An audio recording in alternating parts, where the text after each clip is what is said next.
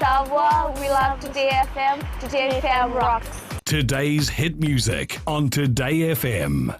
In this bulletin, deadly coronavirus continues to spread. Over 23,000 e-passport issued since last September, and alleged robbers further remanded. From the studios of FBC Suva. 2 Chinese nationals are currently in self-imposed quarantine in Fiji to ensure they are not infected with the novel coronavirus. Chinese ambassador to Fiji, Gyanbo, confirms a tourist in Nadi and a businessman in Suva reported feeling ill and have been advised to isolate themselves.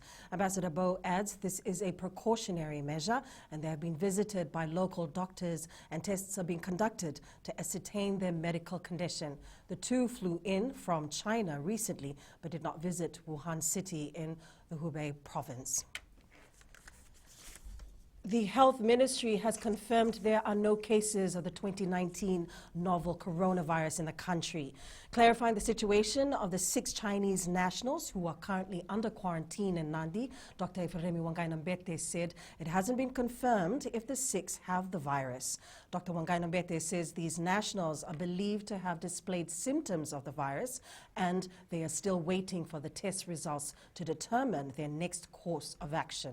The minister at the same time is urging people to avoid traveling to Hubei province in China, where the virus originated from. And we need to work hand in hand with, wherever they are, and make sure that they understand the purposes for the quarantine period. They're not allowed to leave. But at this moment in time, we want to assure the public that the measures that we put in place are precautionary measures. No one in Fiji at the moment has coronavirus.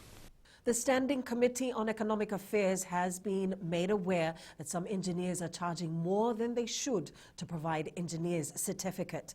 While presenting to the committee, the Fiji Building and Design Association said many Fijians are reluctant to go to engineers because of the exorbitant charges to acquire a certificate. President Shalendra Mudlia has requested government to introduce a standard engineer's fee. At the moment, there is no standard fees. People are reluctant to go to the engineers because of they're not sure how much they're going to charge. You have to be a fixed amount of fee for even, say, rural areas and urban areas. Permanent Secretary for Immigration Yogesh Karan says more than 23,000 e-passports have been issued since last September. The new system, Karan says, has already equalized the number of passports issued annually previously with much improved security features.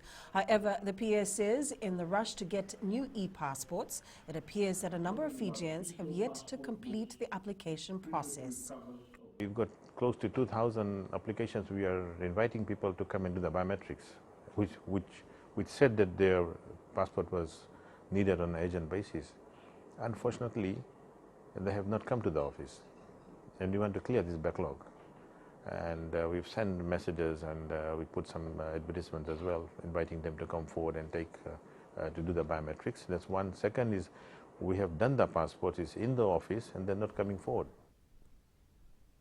The Tertiary Scholarship and Loans Board is urging students to enroll early so that their allowances can be processed on time.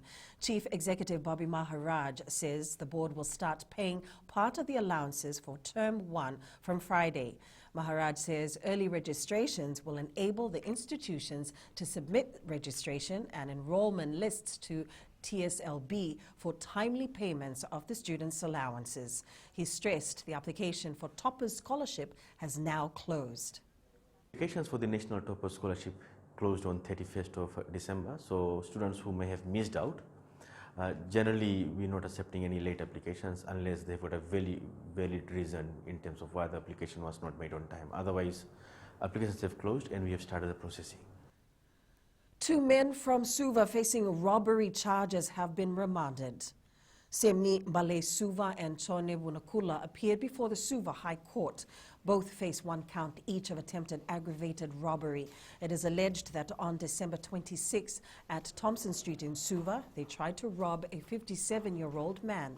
Both the accused persons have waived their right to counsel and will represent themselves. State has been granted 21 days to file information and disclosures. The two have been advised to file formal bail application. The matter will be recalled on February 24th for plea and bail hearing. The Health Ministry the Ministry of National Disaster Management will continue to research and implement applicable measures to protect Fijians from the risk of any disaster. Chanyu Samate says the ministry has drafted a guideline consisting of action plans and information to be disseminated across the country. He adds this will better equip Fijians on what actions to take before, during and after a disaster. This has seen a shift over the past few years in NDMO and in Fiji, moving away from the idea of managing crisis when they occur, but more focused now on a more preventive approach, with the question of how do we reduce the impact of risk itself.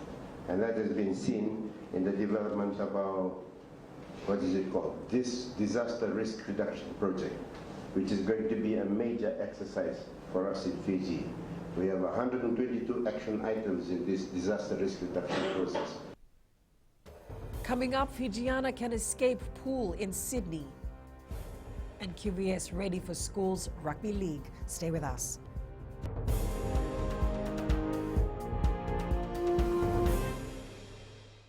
Bula FM, number 2 and seri. Bula FM, number 2 and seri.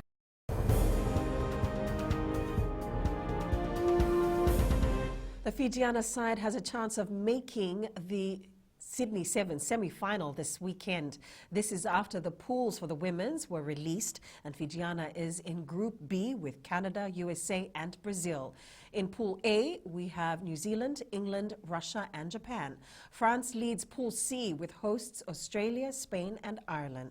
The top seed from each pool will progress to the semi-finals, plus the second best team from Pool B, which means the Fijiana have a chance to make the top 4.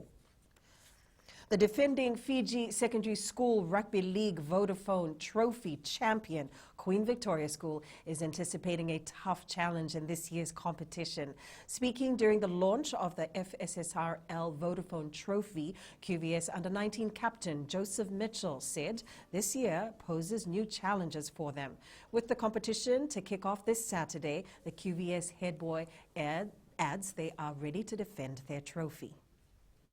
Won't be easy because it's another year with another new challenge, bigger than last year. The stakes are high, and I'd say this year will be a memorable year for us. Investigators have begun to piece together what caused the helicopter crash that killed basketball legend Kobe Bryant. Fans continue to flock to Staples Center in Los Angeles to pay their respects, while the Lakers have just confirmed the NBA match with the LA Clippers has been postponed. Today, Kobe Bryant is being remembered by fans. It's painful. We really lost somebody legendary today. And friends as a man respected well beyond the game. His evolution as a husband and as a father and as a man that wanted to impact the community beyond basketball. Meanwhile, investigators are working to figure out what caused the helicopter crash, killing Kobe Bryant, his 13-year-old daughter, and 7 others on board. Matt Mauser heartbroken over the loss of his wife, Christina, also on board that helicopter. She could really read people, and she was deep. She was very warm, kind. The group was headed to Bryant's daughter Gianna's basketball game, leaving Orange County just after 9 in the morning. It was expected to be a quick trip, but around 9:45, the helicopter crashed in Calabasas, just north of Los Angeles. Visibility 2.5 miles with haze, ceiling 1,100 overcast, temperature 122.8. fog was so heavy that Los Angeles police grounded their helicopters.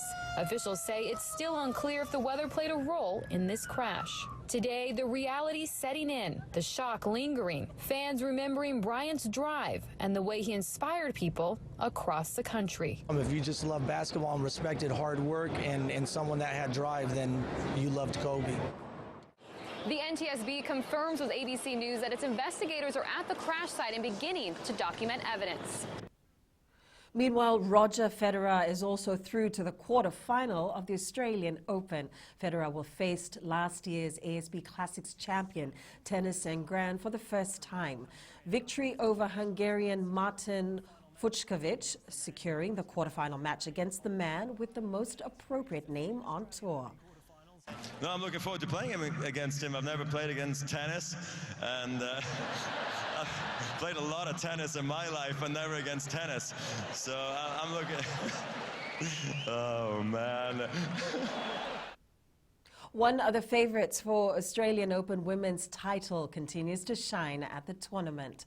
Simona Halep playing on the near court here, ousting a determined Elise Mertens in straight sets. The Romanian hit 21 winners and 8 unforced errors, which may reveal how she plans to prepare for the quarterfinals. Actually today, because I have a long day ahead, I will go to buy myself something to get motivated for the next one. And yeah, pretty simple.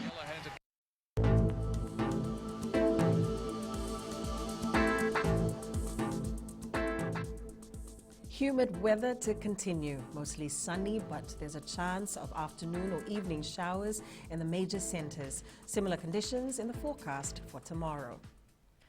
And that is your FBC News. Now, remember to join us at 7 p.m. for our major bulletin. For these stories and others, you can also tune in daily to our sister radio station, Gold FM. Enjoy your lunch and good afternoon.